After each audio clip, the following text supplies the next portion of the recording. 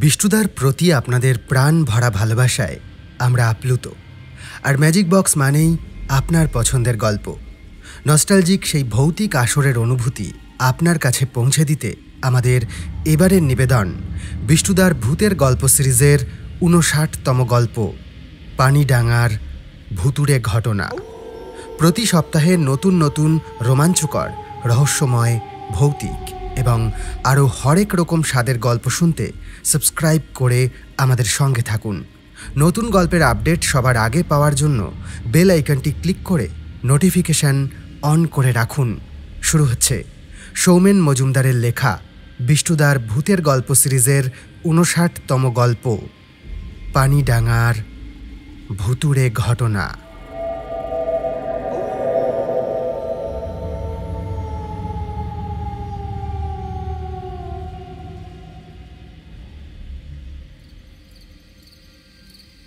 সন্ধ্যা তখন সবে ঘনিয়েছে। আমি, বুবাই আর পল্লব বিষ্ণুদাকে ঘিরে অধীর আগ্রহে অপেক্ষা করছি। মিনিট দুয়েক আগে লোডশেডিং হয়েছে। হরিদার দোকানের টিমটিমে হ্যারিকেনের আলোটা ধীরে ধীরে চোখে সয়ে আসছে। চারদিকে ঘুটঘুটে অন্ধকার, আর সন্ধ্যার একঘেয়ে ঝিঁঝি পোকার ডাক আমাদের আগ্রহের হৃৎস্পন্দনের মতো দ্রুত গতিতে বেজে চলেছে। চায়ের ভারে শেষ চুমুক দিয়ে ফাঁকা ভাঁড়টা পাশের ভাঙা বালতিতে ছুঁড়ে ফেলে পকেট থেকে বের করে একটা সিগারেট ধরালো বিষ্ণুদা। একটা টান দিয়ে বেশ কিছুটা ধোঁয়া অন্ধকারের দিকে ছেড়ে বলতে শুরু করল। খবরটা দৈনিক কাগজেই প্রকাশিত হয়েছিল। আমার বড় বাজারের দোকানে বসে দুপুরের দিকে নিজের মনেই খবর পড়ছিলাম।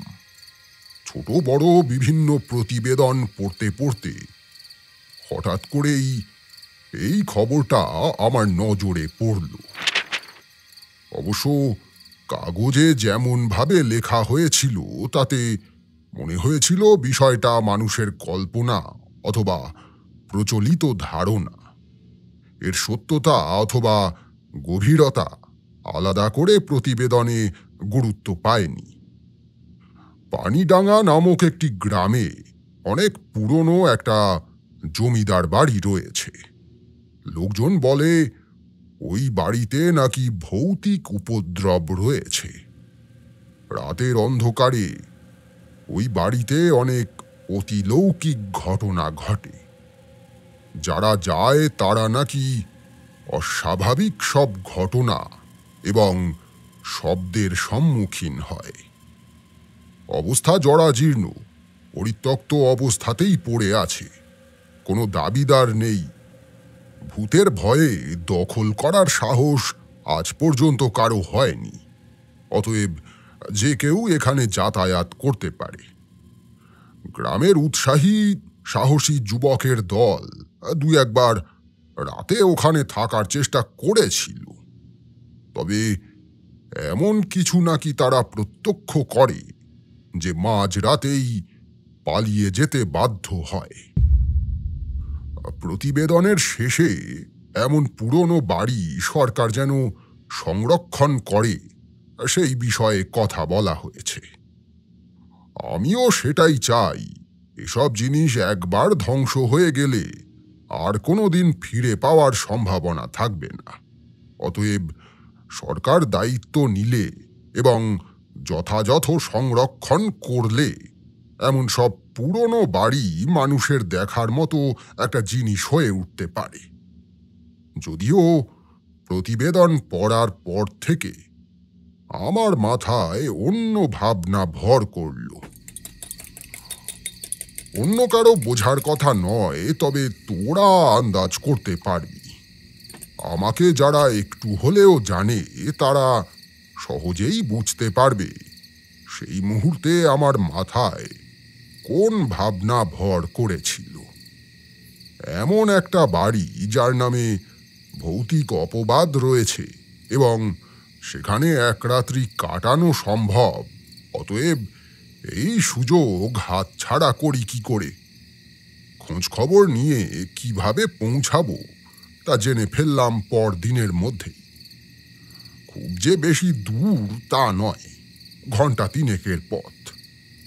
আর দেরি কিসের? তারপর দিন বেলা 10টার দিকে প্রয়োজনীয় জিনিসপত্র গুছিয়ে নিয়ে বেরিয়ে পড়লাম। 2-3 মাস টানা ব্যবসার কাজে একরকম ডুবেই ছিলাম, অতএব মানসিক ক্লান্তি ছিল।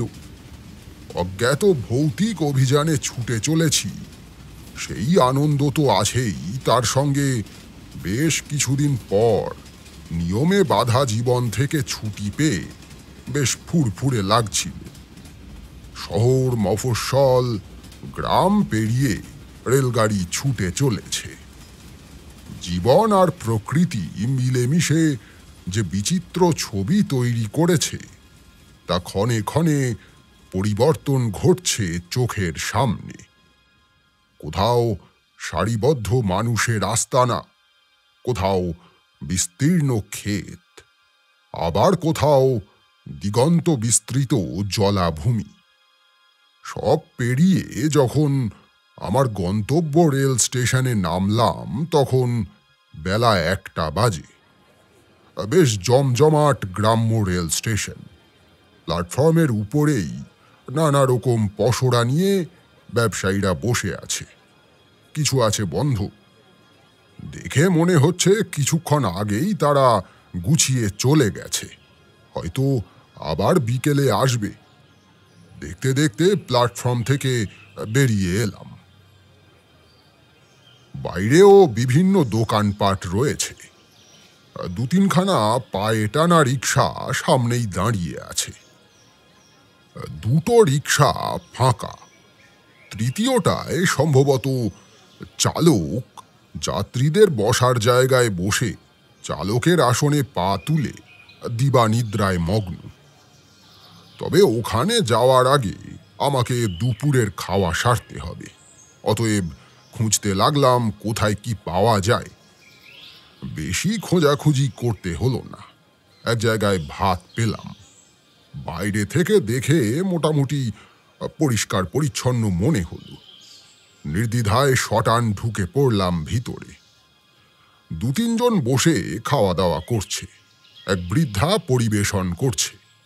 দেখলাম সবজি ভাত, মাছ ভাত আর ডিম ভাত রয়েছে। এই ধরনের জায়গায় সাধারণত আমি চেষ্টা করি মাছ, ডিম, মাংস এইসব এড়িয়ে যেতে। প্রথমে সবজি ভাতই দিতে বললাম। ভাত, ডাল, ঝুরঝুরে আলু ভাজা আর 2 রকম তরকারি থালা এবং ছোট ছোট বাটিতে সাজিয়ে দিয়ে গেল। পাশে যারা খাওয়া দাওয়া করছে তাদের দিকে চোখ পড়তে মনে হলো যে মাছ এখানে পরিবেশন করা হচ্ছে তা অন্যান্য জায়গার মতো নয়। দেখেই সুস্বাদু এবং তাজা মনে হলো। সত্যি বলতে একটু লোভও হলো মনে। আমাকেও মাছ দিতে বললাম। যেমনটা আন্দাজ করেছিলাম, সত্যি মাছ সুস্বাদু। সাধারণত আমি কম খাই, কিন্তু সেদিন আমি অতিরিক্ত 2বার ভাত নিলাম। অবশ্য কথা মনে মনে জানতাম যে রাতে ঠিকঠাক খাওয়া দাওয়া জুটবে না। সঙ্গে রাতটা কাটিয়ে দেওয়ার মতো কিছু শুকনো খাবার রয়েছে, ফলে এবেলায় পেট ভরে খাওয়া দাওয়া করে নেওয়াই ভালো। খেয়ে উঠে ওখানেই বসে একটা সিগারেট টেনে কিছু সময় জিরিয়ে নিয়ে উঠে পড়লাম।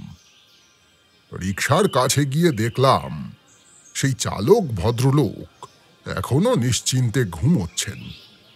উপার্জন কম হতে পারে, তবে এ এক অন্যরকম স্বাধীনতা। আমিও তাকে আর বিরক্ত করলাম না। আরেকটি রিকশার চালককে দেখলাম পাশে দাঁড়িয়ে আছে। তার বাহনেই চেপে এগিয়ে চললাম নিজের গন্তব্যে। রেল স্টেশনের আশেপাশে বেশ জমজমাট হলেও কিছুটা এগিয়ে আসার পর থেকেই গ্রাম্য নির্জনতা স্পষ্ট হয়ে ওঠে। গাছপালার সারি, দূরে দূরে কাঁচা বাড়ি ঘর, মূল রাস্তার ধার দিয়ে মাটির পথ এগিয়ে গেছে এঁকে বেঁকে। আবহাওয়া সামান্য মেঘলা, রোদ তেমন একটা নেই। যেখানে গাছপালা কম, বিস্তীর্ণ ক্ষেত, সেখানে দিগন্তের দিকে ধূসর মেঘ যেন কোনো দুর্যোগের বার্তাবাহক হয়ে গম্ভীর অভিব্যক্তিতে অপেক্ষা করছে। তবে সেই মুহূর্তে আমার মনে অদ্ভুত এক ফুরফুরে আনন্দ দোল খাচ্ছিল। গ্রামটা সত্যি সুন্দর। বিকেলের পড়ন্ত সূর্য যখন ওই দিগন্তে অস্ত যায়, তখন এই দৃশ্য আরো মায়াময় হয়ে ওঠে, তা বলার অপেক্ষা রাখে না। আমার গন্তব্য বেশ কিছুটা দূরে। এমন অনিন্দ সুন্দর প্রকৃতির মাঝে রিকশায় চেপে চলতে চলতে খাওয়া দাওয়ার পর সামান্য ঝিমঝিম ভাব হয়েছিল। সম্পূর্ণ ঘুম নয়, তবে সেই মুহূর্তে যদি বিছানা থাকতো তবে অজান্তেই ঘুমিয়ে পড়তাম। ও কাকা! রিকশা চালকের ডাকে আমার ঘোর কাটল। তাকিয়ে দেখলাম গাছপালায় ঘেরা একটা পথের বাঁকে রিকশা এসে দাঁড়িয়েছে। ডান দিকে রাস্তা থেকে ৫০-৬০ ফুট দূরে দাঁড়িয়ে আছে একটা জরাজীর্ণ জমিদার বাড়ি। আমি নেমে ভাড়া মিটিয়ে দিতে লোকটি রিকশা নিয়ে চলে গেল। বেলা তখন প্রায় ৩টে বাজে, কিন্তু আকাশের মেঘ আলোকে আবছা করে রেখেছে। মনে হচ্ছে কিছুক্ষণ পরেই সন্ধ্যা নামবে। রাস্তার উপরে দাঁড়িয়ে মুগ্ধ নয়নে বাড়িটাকে দেখছিলাম। অবস্থা খুবই খারাপ, তবে অবশিষ্ট নকশা এবং বিশাল আকৃতি দেখে আন্দাজ করতে কষ্ট হয় না এই বাড়ি এক সময় অত্যন্ত সুন্দর ছিল। যেমনটা প্রথমেই বললাম, আশেপাশে অনেক গাছপালা। তবে আশ্চর্য যে ওই জমিদার বাড়ির আশেপাশের জমি কেমন যেন অদ্ভুত। বাড়িকে ঘিরে যতটা চোখে পড়ছে, ওটাকে কেন্দ্র করে আশেপাশে আন্দাজ ২০-২৫ ফুট জায়গায় শুকনো মাটি ছাড়া কিছুই নেই। অথচ এমন পড়ে থাকা বাড়ির আশেপাশে এবং গায়ে আগাছা, ঘাস, শ্যাওলা, বিভিন্ন গাছপালা গজিয়ে ওঠার কথা। আশ্চর্য হলাম ব্যাপারটা দেখে। প্রাথমিকভাবে মনে হতে পারে হয়তো কেউ পরিষ্কার করে রেখেছে। তবে রাস্তা থেকে এগিয়ে যখন সামনে পৌঁছালাম, তখন বেশ বুঝতে পারলাম সচরাচর এখানে কেউ আসে না। আমার পায়ের চামড়ার চপ্পলের ছাপ ঝুরঝুরে মাটির উপরে স্পষ্ট হয়ে ফুটে উঠছে, অথচ আর কোনো ছাপ চোখে পড়ছে না। যেন তীব্র বিষ প্রয়োগ করে সব গাছপালা, প্রাণের অস্তিত্ব কেউ এখানে ধ্বংস করে দিয়েছে। অথচ আরেকটু এগিয়ে গেলেই তো সবুজ আর সবুজ। ওখানে যেন কোনো বাধা নেই। উর্বর মাটিতে গাছপালার দল জীবনের আনন্দে মেতেছে। অদ্ভুত লাগল। অবশ্য এমন অদ্ভুত কিছু অভিজ্ঞতা সঞ্চয় করার জন্যই তো এখানে আসা। এগিয়ে গেলাম। সদর দরজা বলতে কিছুই আর অবশিষ্ট নেই। একপাশের ভারী পাল্লার কিছুটা অংশ শুধু এটুকু সাক্ষ্য বহন করছে যে ওখানে এক সময় সুদর্শন ভারী কাঠের একটা দরজা ছিল। কোথাও একটা ঝরা পাতা পর্যন্ত নেই। সদর দরজার ওপারে মেঝের উপরে জমে আছে শুধুমাত্র পুরো ধুলোর আস্তরণ। বেলা বাড়ছে, মেঘলা আকাশ, কিছুক্ষণের মধ্যেই অন্ধকার নামবে। অতএব আর দেরি করা ঠিক নয়। রাতটা কোথায় কাটাবো সেটা আলো থাকতে থাকতে দেখে নিতে হবে। ঢুকে পড়লাম ভিতরে। ঘরের ভিতরে পা ফেলা মাত্র কেন জানি না আমার গা কেমন শিরশির করে উঠল।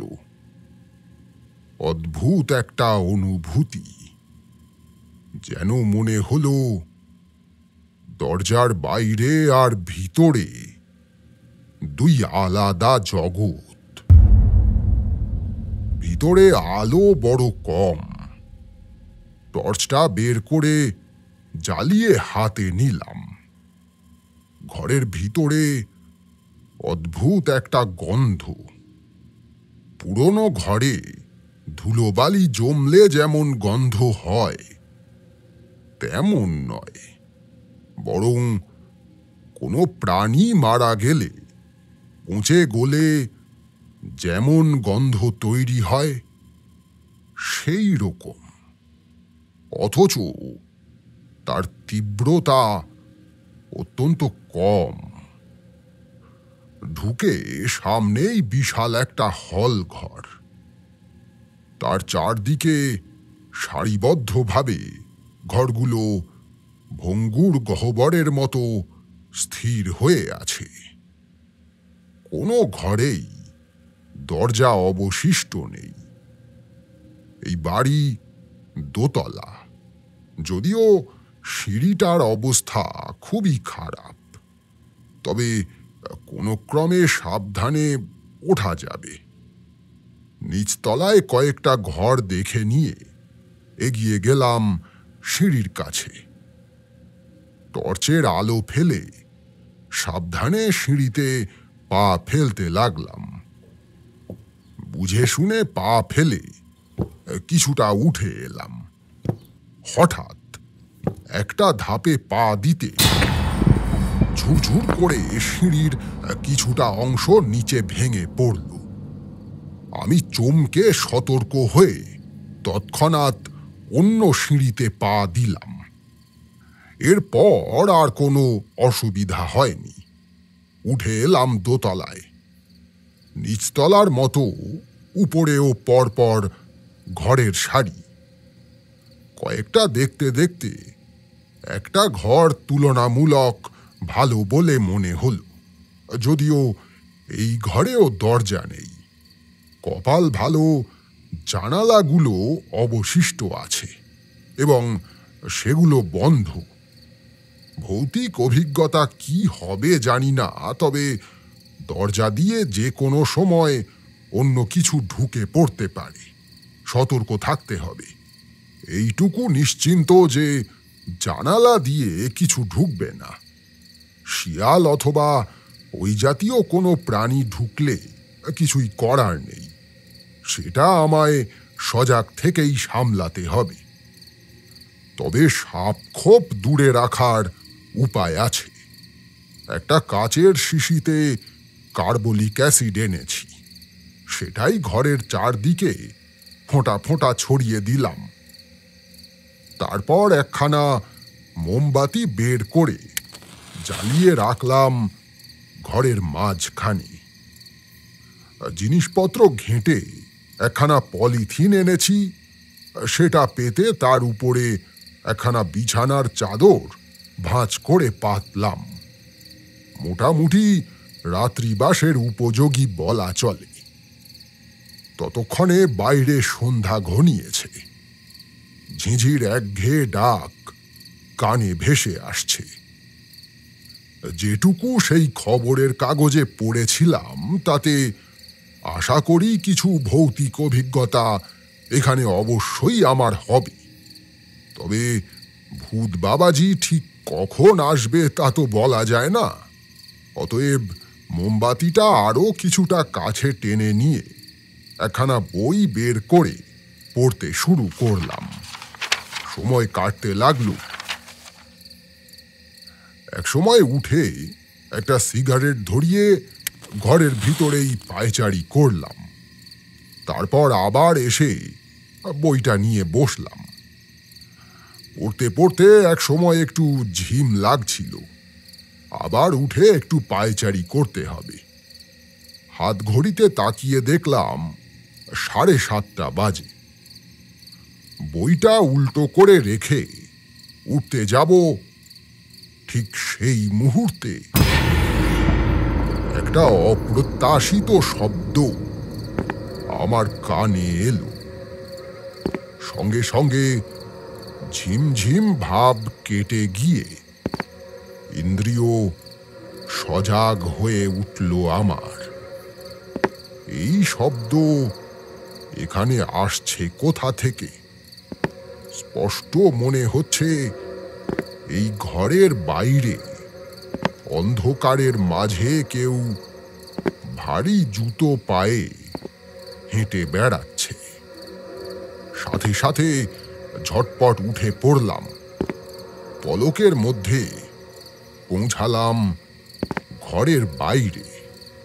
শব্দটা যেদিক থেকে আসছিল সেদিকে আলো ফেলতেই মুহূর্তের জন্য কি একটা ছায়ার মতো চোখে পড়ল।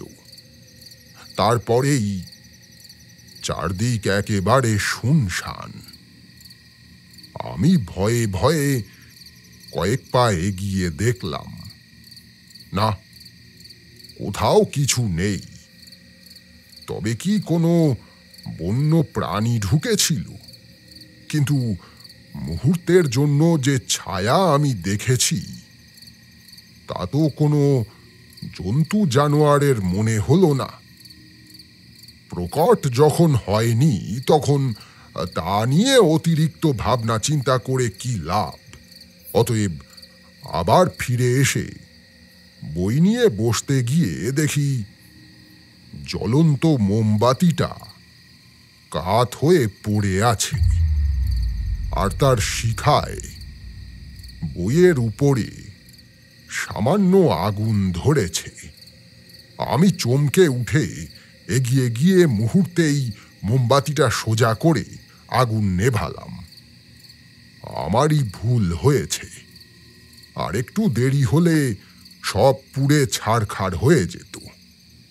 মোমবাতিটা ওঠার সময় দূরে রাখা উচিত ছিল। আমার ভাগ্য ভালো, বইটার বিশেষ ক্ষতি হয়নি। শুধুমাত্র মলাটের কিছুটা জায়গা পুড়ে গেছে।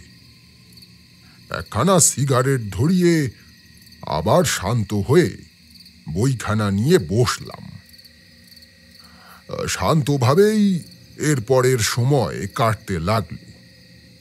অদ্ভুত আওয়াজ হয়তো কখনো কখনো মানুষের শরীরে শিহরণ জাগায়, ভৌতিক অনুভূতি তৈরি করে মনে। তবে এমন নিষ্প্রাণ নিস্তব্ধতাও মানুষের মনে অস্বস্তি তৈরি করে, ভৌতিক অনুভূতিকে জাগিয়ে তোলে। রাত যত বাড়তে লাগল, কেন জানি না মনের মাঝে উৎকণ্ঠাও ক্রমাগত বেড়ে চলছিল। প্রায় 11টার দিকে শুকনো খাবার যা কিছু ছিল বের করে খেয়ে নিলাম। এখানে ঘুমোনোর প্রশ্নই ওঠে না। কখন কি আক্রমণ করবে বলা যায় না। রাতের এই হালকা খাবার আমায় জেগে থাকতে সাহায্য করবে। তবে একটানা অনেকক্ষণ বসেছিলাম, তাই পিঠ সামান্য টনটন করছে। জিনিসপত্রের যে ঝোলাখানা আমার সঙ্গে রয়েছে, পাতা চাদরের উপরে এক প্রান্তে সেটা দিয়ে পিঠ ঠেকিয়ে কিছুক্ষণ কাত হয়ে বসলাম। এমন জায়গায় এর চেয়ে বেশি আরাম প্রত্যাশা করা অন্যায়। ওইভাবে বসে থাকতে থাকতে একসময় সামান্য ঝিমঝিম ভাব হয়েছিল। উঠে বসে একখানা সিগারেট ধরিয়ে সেই ভাব দূর করলাম। সময় কাটতে লাগলো। রাত তখন প্রায় 1টার কাছাকাছি। সত্যি বলতে তখন একটু অধৈর্য লাগছিল, কারণ সেই সন্ধ্যায় সামান্য হাঁটার মতো শব্দ আর টর্চের আলোয় এক ঝলক ছায়া ছাড়া আর কিছুই এখনো পর্যন্ত ঘটেনি। বই পড়তেও এখন বিরক্ত লাগছে। তাছাড়া এমন গভীর রাতে বই নিয়ে বসে থাকলে ঘুম নামবে চোখে। কি করা যায় ভাবছি। ঠিক এমন সময় আবার শুরু হলো সেই শব্দ। তবে এবারে শুধুমাত্র সেই একটা শব্দ নয়, তার সাথে এক চাপা কান্নার আওয়াজ কানে এলো।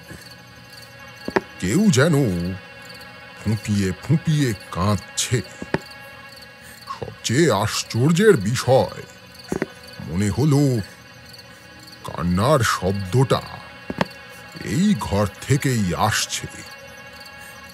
কিন্তু সারা ঘরে তো কিছুই নেই। জীবিত অথবা মৃত কিছুর উপস্থিতি তো দূরের কথা, অন্য কোনো বস্তুও এখানে ছিল না। এখনো একই রকম ফাঁকা। তবে ওই শব্দ উৎপন্ন হচ্ছে কোথা থেকে? উঠলাম আমি।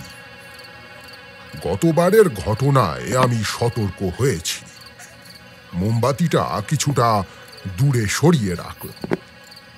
তারপর টর্চ নিয়ে এগোলাম বাইরের দিকে। এবার কিন্তু অন্যরকম একটা ঘটনা ঘটল। গতবার টর্চের আলো ফেলা পর্যন্ত শব্দটা এক নাগাড়ে হচ্ছিল। এবার ঘরের বাইরে পা দেওয়া মাত্র শব্দটা থেমে গেল। বাইরে আসার পর কান্নার শব্দটাও আর কানে আসছিল না।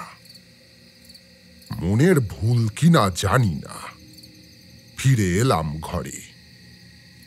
আশ্চর্য হয়ে দেখলাম মোমবাতিটা আবার কাত হয়ে আছে। এখনো ওটা মেঝের উপরে সামান্য গড়াচ্ছে, যেন এই মাত্র কেউ ওটাকে ফেলে দিয়েছে। এই বাড়িতে বাতাসের বিন্দুমাত্র প্রবাহ নেই যে হাওয়ায় ওটা পড়ে যাবে। জ্বলন্ত মোমবাতিটা গড়িয়ে গড়িয়ে এগিয়ে চলেছে আমার জিনিসপত্রের দিকে। আমি চটপট এগিয়ে ওটাকে তুলে সোজা করে রাখলাম। ওই শব্দ, এই মোমবাতির পড়ে যাওয়া, সবকিছুই অস্বাভাবিক, তবু এখনো পর্যন্ত অতিলৌকিক কিছুর স্পষ্ট সাক্ষাৎ আমি পাইনি। আমার মন বলতে লাগলো, এই বাড়ির বাইরে তখন যে দেখেছিলাম কোনো ঘাস, এমনকি শ্যাওলা পর্যন্ত গজায়নি, একটা পোকামাকড় পর্যন্ত চোখে পড়ছে না। অতএব কোনো জন্তু জানোয়ার এখানে ঢুকবে না। যদি কিছু আসে তা অন্য জগতের।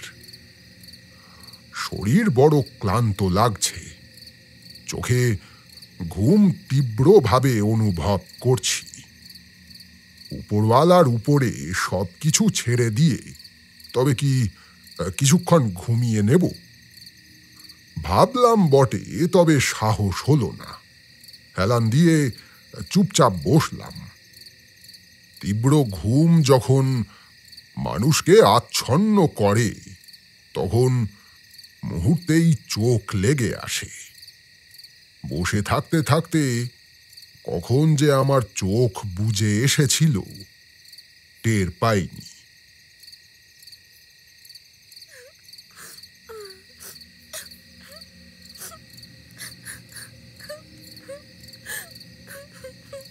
হঠাৎ সেই ফোঁপানো কান্নার শব্দ কানে যেতে ঘুমের ঘোর কাটল।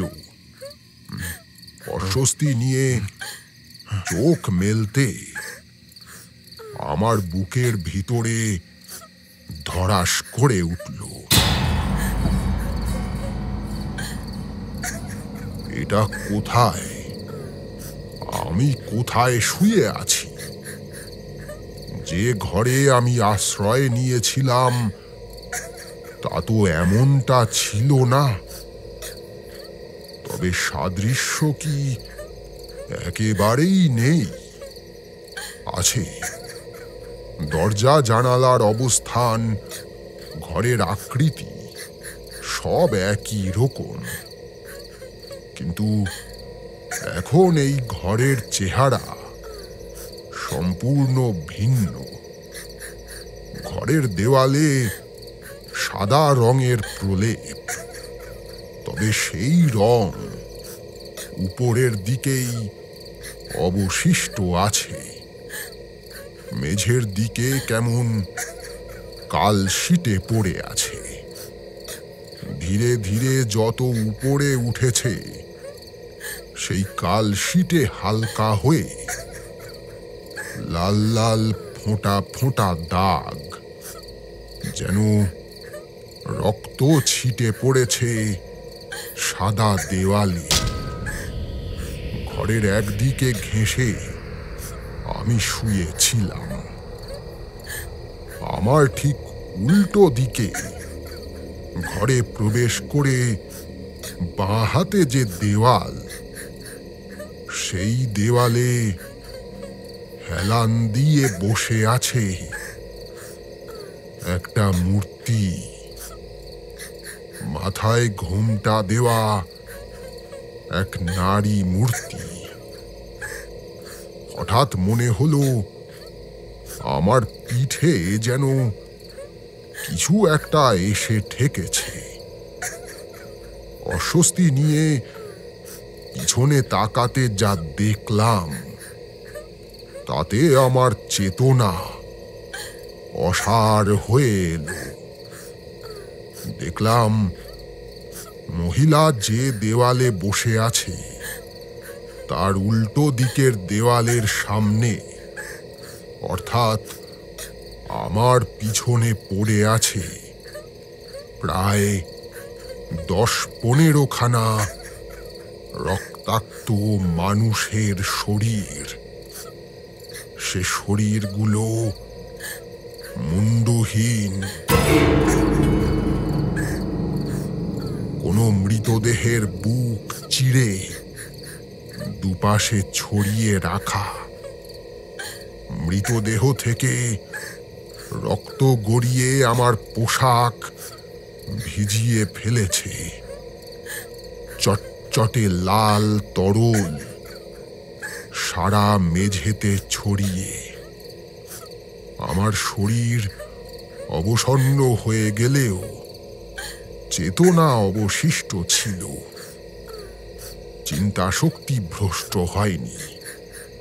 বুঝতে পারলাম এই মুহূর্তে আমি যা চোখের সামনে দেখছি তা বাস্তব নয়, অতীতের কোনো ঘটনার প্রতিচ্ছবি। আমার সামনে ওই যে ঘোমটা দেওয়া নারী মূর্তি বসে ফুঁপিয়ে কাঁদছে। ওকে, আমার মনের এই জিজ্ঞাসা যেন কোনো সংকেত পৌঁছে দিল ওই মূর্তির কাছে। ঘোমটা দেওয়া মাথা এতক্ষণ নিচু করা ছিল, এবার দেখলাম সেই মাথাটা ধীরে ধীরে উঠছে। সেই মুখে তীব্র আতঙ্ক। সে যেন কিছু বলছে, শুধু তার ঠোঁট নড়ছে, কিন্তু কোনো কথা আমার কানে পৌঁছাচ্ছে না। ঠিক এমন সময় আবার সেই ভারী পা ফেলার শব্দ আমার শরীরে কাঁটা দিয়ে উঠল। সন্ধ্যার আগে যখন এই ঘরে প্রবেশ করেছি, এমনকি তারপরেও যখন দেখেছি, তখন ঘরে কোনো দরজা ছিল না। এখন সেখানে একটা কাঠের দরজা বন্ধ করা রয়েছে। সেই ভারী পদক্ষেপের শব্দ ধীরে ধীরে এগিয়ে আসছে। ঠিক দরজার ওপাশে এসে শব্দটা থামল। তারপর দরজায় সামান্য ঠেলা, কবজায় ধাতব শব্দ উৎপন্ন হয়ে দরজাখানা খুলল। একই রকম ভারী পদক্ষেপে ঘরে প্রবেশ করল প্রায় 6.5 ফুট উচ্চতার এক পুরুষ। তার হাতে একটা ছোট্ট কাচের গেলাস, তার ভিতরে টলটল করছে লাল কোনো পানীয়। লোকটার মুখ দেখা যাচ্ছে না। আমি যে এই ঘরে আছি সেদিকে যেন তার কোনো ভ্রুক্ষেপ নেই। শটাংশে এগিয়ে গেল সেই নারী মূর্তির কাছে। ঘোমটার কাপড় সহ চুলের মুঠি ধরে জোর করে সেই লাল পানীয়টুকু ঢেলে দিল মহিলাটির মুখে। কয়েক মুহূর্তের অপেক্ষা। ধীরে ধীরে সেই নারী মূর্তির চোখ বুজে আসছে। দেখতে দেখতে সে জ্ঞান হারিয়ে লুটিয়ে পড়ল মেঝের উপরে। লোকটা দরজাটা বন্ধ করল। তারপর পোশাকের ভিতর থেকে বের করল একখানা ধারালো ছুরি। তারপর যা দেখলাম তা মরে গেলেও আমি ভুলব না। ওই হাতে যেন অসীম নিয়ন্ত্রণ। মহিলার জ্ঞানহীন শরীরটা লোকটা মেঝের উপরে শুইয়ে দিল। যেমন ভাবে মাখনের উপরে মানুষ ছুরি চালায়, ঠিক সেইভাবে দৃঢ় হাতে সেই ছুরি দিয়ে মহিলার গলার উপরে চালালো। ফিনকি দিয়ে গল গল করে রক্ত বেরিয়ে এলো। আমি পাথরের মূর্তির মতো বসে এ কি দেখছি আমি। দেখতে দেখতে শরীর থেকে মাথাটা সম্পূর্ণ আলাদা করে ফেলল লোকটা। তারপর সেই কাটা মাথাখানা চুলের মুঠি ধরে হাতে ঝুলিয়ে বেরিয়ে গেল ঘর থেকে। দরজাটা বন্ধ হতেই আমি অনুভব করলাম আমার পিছনে যে মুন্ডুহীন শরীরগুলো পড়ে আছে সেদিকে সামান্য স্পন্দন। তাকিয়ে দেখি মৃত শরীরগুলো নড়তে শুরু করেছে। ধীরে ধীরে সেগুলো উঠে দাঁড়াচ্ছে। সামনের সেই সদ্য মৃত মুন্ডুহীন নারী শরীরটাও উঠে দাঁড়াচ্ছে। আমার বুকের ভিতরে হৃদস্পন্দন যেন তেজি ঘোড়ার মতো ছুটে চলেছে। এই বুঝি আচমকা থমকে যাবে। তীব্র আতঙ্ক আমি আর সহ্য করতে পারছি না। আমাকে এখান থেকে পালাতে হবে। কোনো ক্রমে উঠে দাঁড়িয়ে দরজার দিকে ছুটে যাওয়ার সঙ্গে সঙ্গে দেখলাম দরজাটা কোথায় মিলিয়ে গেল। দেখলাম সামনে নিশ্ছিদ্র দেওয়াল। ওই তো ওপাশে দরজাটা। ছুটে গেলাম সেই দিকে। আবার দেখি সামনে নিরেট দেওয়াল। দরজা যেন আমার থেকে পালিয়ে যাচ্ছে। আমি ঘরের এ প্রান্ত থেকে ও প্রান্ত ছুটেই চলেছি। মুন্ডুহীন শরীরগুলো আমার পিছনে পিছনে হাঁটছে। ওরাও যেন দরজা খুঁজে বেড়াচ্ছে। আমি ওদের থেকে পালাতে চাই, কিন্তু কোথায় পথ, কোথায় মুক্তির দরজা? ছুটছি, শুধু ছুটছি। এ প্রান্ত থেকে ও প্রান্ত শুধু ছুটেই চলেছি। একসময় ক্লান্তিতে আমার চোখের দৃষ্টি আধার হয়ে এলো। জ্ঞান হারিয়ে আমি লুটিয়ে পড়লাম।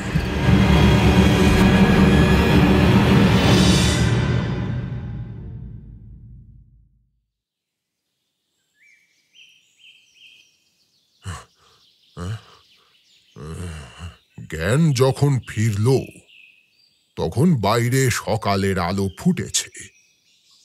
আমি দরজার সামনে লুটিয়ে পড়েছিলাম। ধাতস্থ হয়ে যখন বুঝতে পারলাম আমি বেঁচে আছি, তখন আপন হতেই এক স্বস্তির নিঃশ্বাস বেরিয়ে এলো। কিন্তু এই অভিশপ্ত জায়গায় আর এক মুহূর্ত আমি থাকতে চাই না। জিনিসপত্র কোনো রকমে গুছিয়ে যত তাড়াতাড়ি সম্ভব ওখান থেকে বেরিয়ে এলাম। এত সকালে কোনো রিকশা এ চত্বরে পাওয়ার কথা নয়। শরীর ক্লান্ত, অথচ প্রাণ ফিরে পাওয়ার আনন্দে অতখানি পথ কিভাবে হেঁটে এসেছি তা অনুভব করিনি। প্রাণ নিয়ে বাড়ি ফেরার টানে সে সময় বোধহয় ছোটার মতো করে হাঁটছিলাম। রেল স্টেশনের কাছে এসে একটা চায়ের দোকান দেখলাম সবে মাত্র খুলেছে। সেখানেই গিয়ে বসলাম। তখন আমি হাঁপাচ্ছি রীতিমতো। সবেমাত্র কয়লার আঁচে আগুন ধরিয়েছে ভদ্রলোক। এখন আমার তাড়া নেই। অপেক্ষা করলাম। চা তৈরি হলে গরম চা গলায় ঢেলে যেন অমৃতর স্বাদ পেলাম। ট্রেন আসতে দেরি ছিল। ওখানে বসে কিছুক্ষণ কথা বলে টুকটাক খাওয়া দাওয়া করে সময় কাটিয়েছিলাম। তবে যা বুঝেছি, গ্রামের লোকজন খুব বেশি কিছু জানে না। যে ঘটনা আমি প্রত্যক্ষ করেছি, তেমন কোনো ঘটনার সংকেত আমি তাদের কথায় পাইনি। নির্দিষ্ট সময়ে রেলগাড়িতে চড়ে ফিরে এলাম নিজের বাসস্থানে। একঘেয়ে বিছানাকে অস্বস্তিকর মনে হয়েছিল যাওয়ার সময়। ফিরে আসার পর সেই বিছানাকেই মনে হলো শান্তির আশ্রয়। সব কাজ পরে, আগে ভালো করে স্নান সেরে নিয়ে ঘুমিয়ে নিলাম অনেকক্ষণ। এই ঘটনার অভিঘাত মন থেকে ঝেড়ে ফেলতে আমার বেশ কিছুদিন সময় লেগেছিল। এত ঘটনা দেখেছি, তবে এমন নৃশংস ঘটনা এই প্রথম দেখলাম। ওই নরহত্যাকারী কে আমি জানি না। ওই অসহায় মানুষরা কারা তাও আমার জানা নেই। কিন্তু এই কথা ওই এক রাতে আমার কাছে স্পষ্ট হয়ে গেছে। ওই নিরীহ মানুষদের অভিশাপে ওই অট্টালিকা অভিশপ্ত। পাপের ছায়া ওই প্রাসাদকে ঘিরে থাকবে যুগের পর যুগ।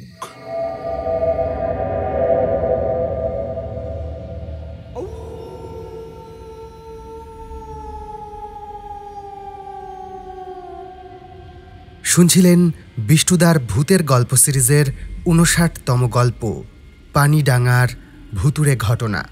আপনাদের সঙ্গে ছিলাম আমি সৌমেন। গল্পটি কেমন লাগলো অবশ্যই জানান কমেন্ট বক্সে। ভালো লাগলে লাইক এবং শেয়ার করুন। প্রতি সপ্তাহে নতুন নতুন গল্প শুনতে সাবস্ক্রাইব করুন আমাদের চ্যানেল। নতুন গল্পের আপডেট সবার আগে পাওয়ার জন্য বেল আইকনটি ক্লিক করে নোটিফিকেশন অন করে রাখতে ভুলবেন না।